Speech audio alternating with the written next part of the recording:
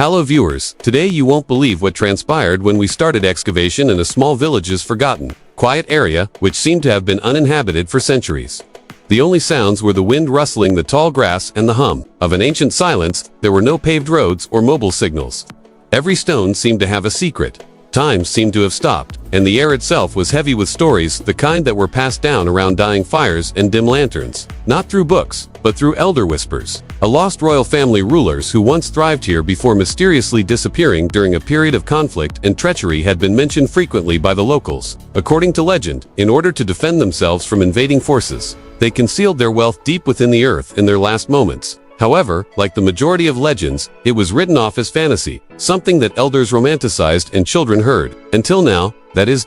We started our excavation informally, with a simple land survey close to an old, partially collapsed well that was shrouded in moss and avoided by the locals. Cursed, they said. However, it appeared to us to be land with layers of history. The first shovel we drove into the ground sank deeper than we had anticipated. Although the soil was soft, there was something solid and hollow underneath it. We had never heard a sound like that before, a gentle thunk. Stone wasn't it, the material wasn't wood. Something else was involved. We started to remove the surrounding dirt with trembling hands and increasing excitement.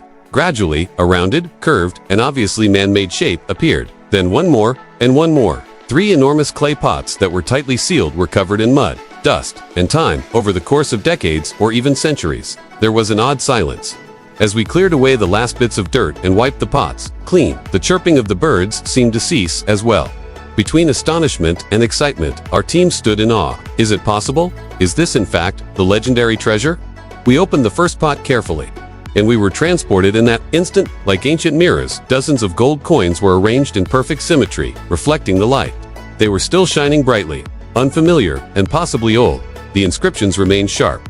We had history in our hands, engraved in unadulterated gold, but we were even more cautious when we opened the second pot. It contained something even more delicate, exquisitely made silver jewelry, rings that still fit fingers as though they were waiting to be worn again, anklets that chimed softly in the breeze, and necklaces with elaborate pendants. Every item conveyed a tale of a time when royalty roamed these lands and artists created beauty for both warriors and queens. However, something completely different was contained in the third pot. It contained a variety of objects, including small golden idols that might have belonged to long-forgotten deities, as well as gold and silver.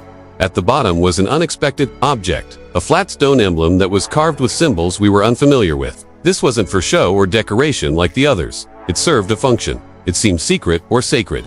The seal displayed indications of power, perhaps divine or royal. It carried emotional and physical weight, as if it were guarding something greater than treasure. Word got around like wildfire. Villagers from neighboring hamlets started to arrive in a matter of hours. Many arrived silently, while others folded their hands. Others prayed in whispers. This was more than just a treasure to them. It was a piece of their history coming full circle. An old man with tears in his eyes, his face etched with memory and age, came forward. He whispered, "My grandfather used to say that a king once buried his soul in these fields. Perhaps you found it today." We contacted historians and archaeologists to gain insight into what we had found. Their initial reaction upon arrival was one of shock, awe, and disbelief.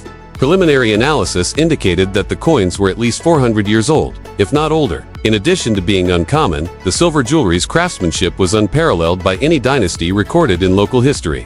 What about the seal? Everyone was puzzled by that. It contained symbols not found in contemporary scripts, possibly indicating a completely extinct language. According to one expert, it might be a map, a code, or even a message from the past that was supposed to be discovered when the world was ready to comprehend it.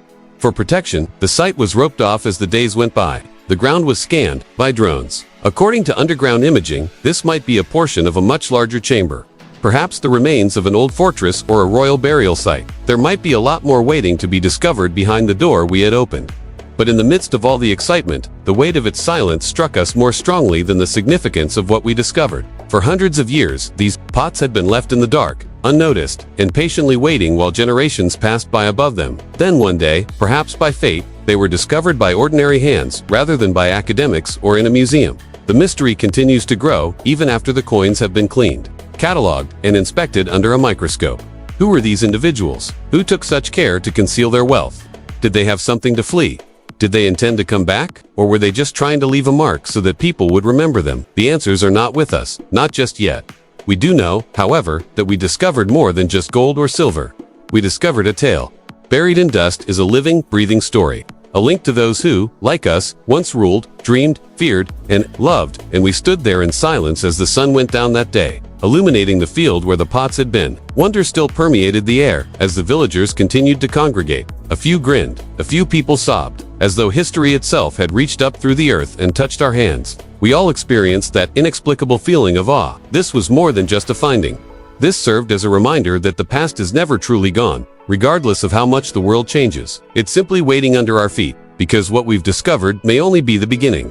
Please remember to hit the subscribe button, like this video, and share it with a mystery-loving friend if this story touched you as much as it did us, and who can say what is yet to be discovered. Don T. Forget to like, subscribe, and share our video. See you in next video.